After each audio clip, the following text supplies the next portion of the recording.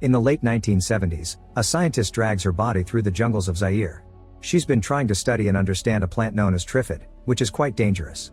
The woman can't escape their fury and dies in the jungle, but she manages to warn her son so he can get away. 30 years later in 2009, the triffids are being kept in labs away from cities to be used for their oil, which is an alternative to fossil fuel and has put an end to global warming. Oil companies are keeping citizens in the dark about this because of how dangerous these plants are, not only because they can feed on people, but also because they have venomous branches that can blind a person. All labs keep extra security measures not to leave any triffid unattended, and when scientists have to come closer for studies, they wear eye protection and come with a guard that keeps the vines back with tasers. One of these many scientists is Bill, the son of the woman that died in the jungle. He wants to finish his mother's work because he also believes triffids are smarter than they look and the noises they make are actually communication, so he keeps plenty of recordings of them.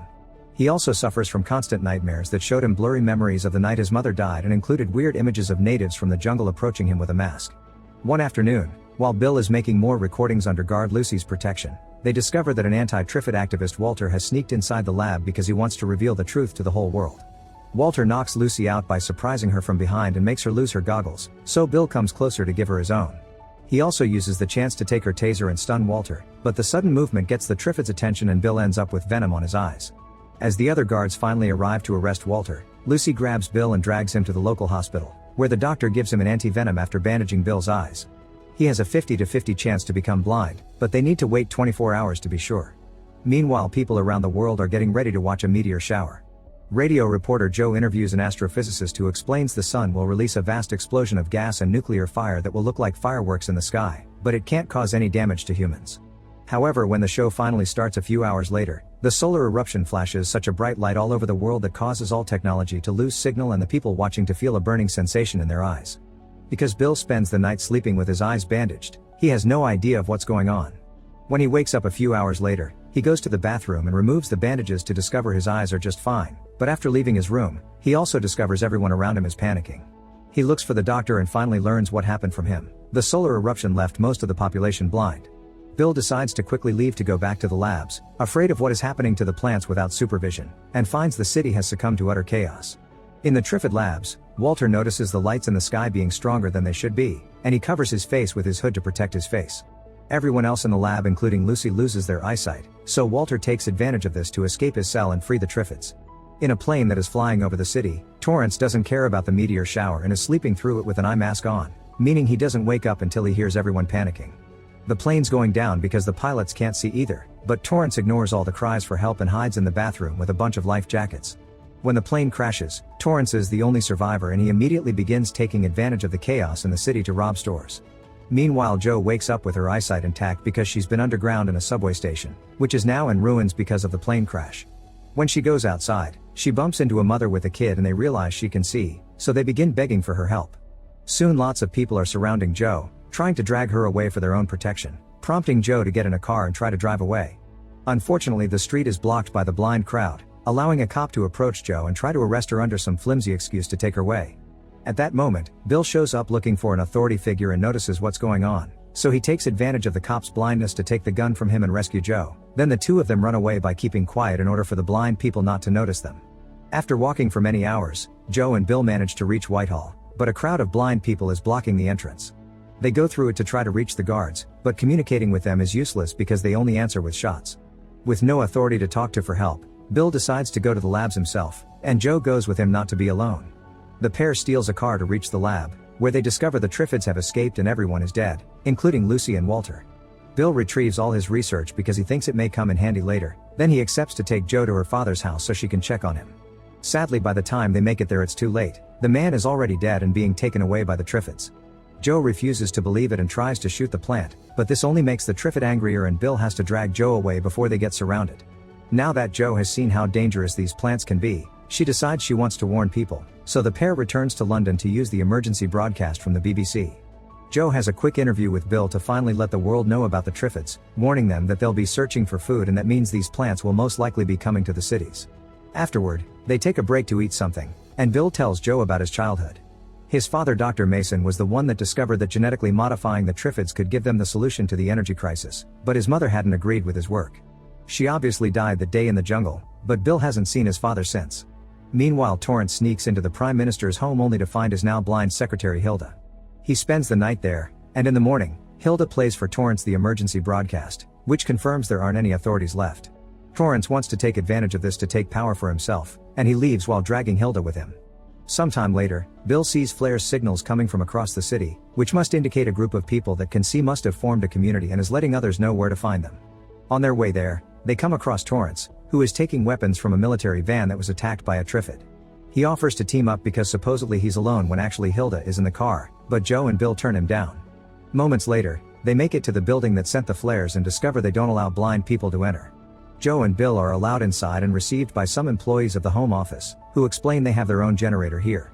Bill warns them about the Triffids, but since the plants are easy to avoid if you can see, the community leaders would rather concentrate on gathering supplies and finding a place where they can escape to. They have no intention of bringing the blind with them because they can't be taken care of, which Joe considers to be completely immoral and makes her not want to work with them. Bill's trying to leave to find his father and work on a way to stop the Triffids, but he isn't sure it's a good idea for Joe to come with him. In the meantime, Major Coker is leading a group of sighted people to help the blind that are being ignored by Home Office. Torrance finds them and joins the group pretending he wants to help too, buying his way in by sharing all the weapons he's gathered. Coker and his men don't waste time and enter the building through the parking lot, knocking everyone out with tear gas and smoke grenades. Everyone that can see is taken away, including Bill and Joe. Moments later, Coker handcuffs every sighted person to a blind one for survival. Bill ends up with an old mechanic and Joe ends up with Hilda. Bill thinks Coker's heart is in the right place, but it was dumb of him to ignore the Triffid threat just because they're armed. Next, the group is taken to London to search for supplies. The first few houses they search are empty, and when they stop to take a break, Torrance lies and tells Joe that Coker would love for her to start a new broadcast to gather people for their cause, but she turns him down, not approving of these methods. Afterward, the group finds a supermarket warehouse with plenty of food for them to take. It's easy for them to get inside, but that's because the guards are already dead. The Triffids got there first. Joe is grabbed by one of them, and Bill manages to save her by using a lighter and a spray to light the plant on fire.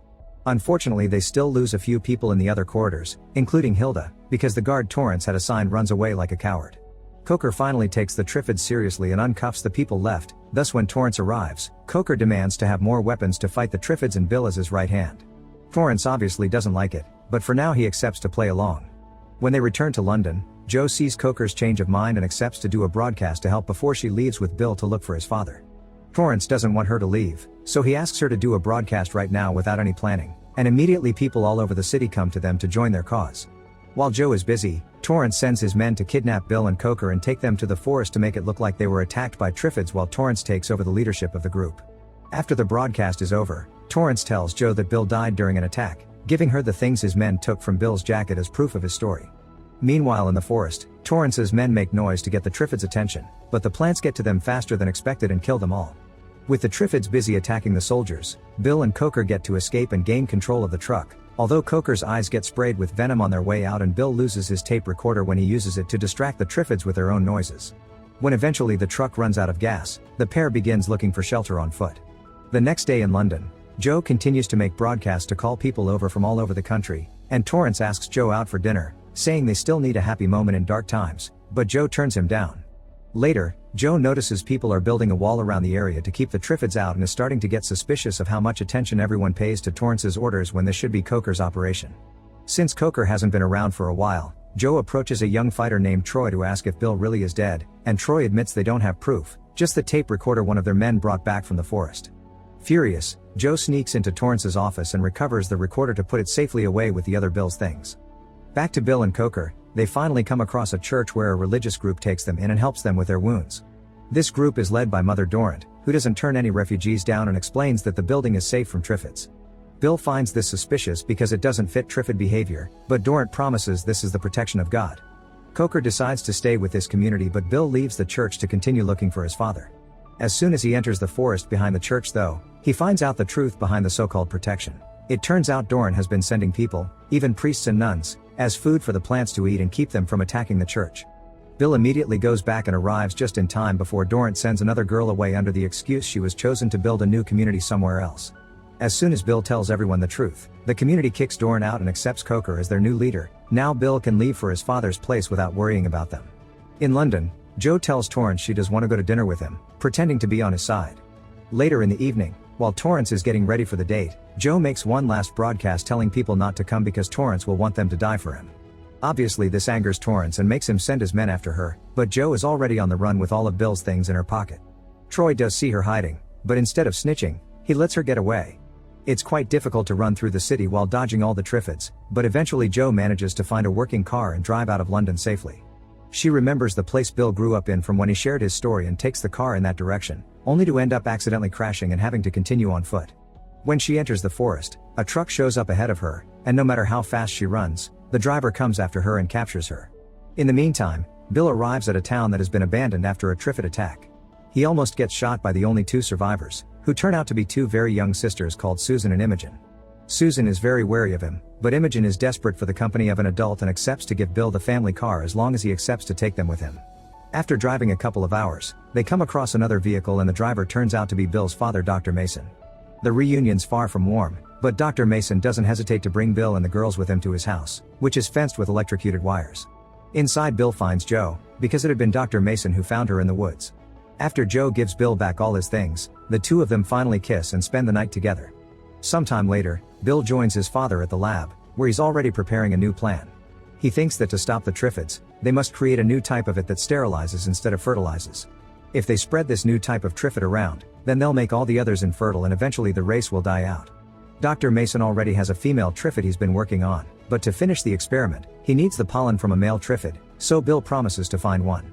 Meanwhile, Susan and Imogen are practicing target shooting and Susan gets incredibly frustrated with Imogen because she's already referring to Jo and Bill as mom and dad.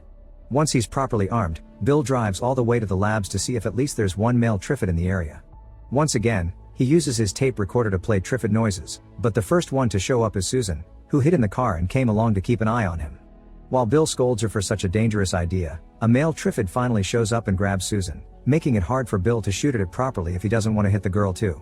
In the end, he decides to jump on the Triffid and hit it until it dies. Bill and Susan bring the Triffid head back to the house and Dr. Mason immediately begins working on it while discussing his wife's old ideas. After Bill goes through those awful flashbacks again, Dr. Mason reveals he still has some of the things that used to belong to his wife, including her own recordings and a creepy black mask that matches Bill's flashbacks. That night, Triffids all over the country begin sporing, thus Torrance sends Troy to the lab to find Bill's file in order to find him and a solution to this problem. The next morning, a helicopter flies above the house and drops a bunch of pamphlets promoting a survivors' colony in the Isle of Wight, and the new family agrees to go there after they're done with the experiment. Dr. Mason decides to listen to his wife's old recordings to try to figure them out while feeding the Triffid, but this proves to be a mistake. The noises make the plant extra violent and it attacks the doctor through the door hatch. Bill hears all the screaming and rushes to the lab, where he turns off the tape before shooting the plant. Unfortunately, it's too late. Dr. Mason had been stung already and he dies of the venom. After giving Dr. Mason the goodbye he deserves, Bill realizes he destroyed the mutated female and there's no time for him to restart the experiment from scratch, so the family agrees to leave for the island in the morning. Things don't go as planned though, because as soon as the sun rises, Torrance shows up with his men and captures the sisters, threatening to kill them if Bill doesn't come up with a solution to deal with the Triffids in 24 hours. The family is locked up together, but no matter how much Bill thinks, there's no solution to the experiment, thus their priority must be to escape. His idea is to use the recordings to attract the Triffids and sneak out of the house while the plants attack Torrance's men. At that moment, Bill is called to see Torrance, so he gives Susan the tape recorder to hide.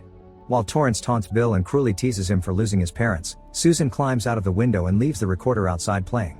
When night falls, the Triffids arrive at the area, approaching the house easily because the wired fence had been turned off by Torrance. Furious about this turn of events, Torrance goes outside with his men to start shooting at the plants, but he also sends Troy to kill the family as revenge. However, when Troy makes it to the room, he can't bring himself to do it, and he shoots the air to trick Torrance into thinking the family is truly dead. Then, Troy knocks out the guy in charge of the house power switches, and when Torrance sees the plants are close enough for electrocution, he sends an order through the walkie-talkie asking for the electricity on the fence to be turned on. Troy pretends the switchers don't work and the Triffids get to attack the men. Torrance leaves his followers to die and runs back into the house, where he finds Troy escaping with the family and shoots him in the leg. Bill retaliates by tasing Torrance and knocking him out, but this delay has given time to the Triffids to surround the house and block all the exits. Hearing all the men dying triggers Bill's flashbacks and he finally remembers what the mask is for. If you pour venom into your eyes while wearing the mask, the liquid won't hurt you but it will make the plants think you're one of them. They had done that to him as a kid and that's why he got to escape while his mother couldn't. Using a Triffid branch that got broken during the fight, Bill puts the whole group through the process, and when they go outside they confirm it works. None of the plants dares to attack them. At that moment, Torrance wakes up and tries to go after them, but as soon as he comes out, the Triffids jump on him to eat him while Bill and the others run away. Sometime later, Bill, Joe, Troy, and the sisters are on a boat, making their way to the island of survivors and hoping to find enough resources to finish the experiment that will allow them to destroy the Triffids for good. Make sure to subscribe and turn on notifications so you can watch more videos like this. Thanks for watching.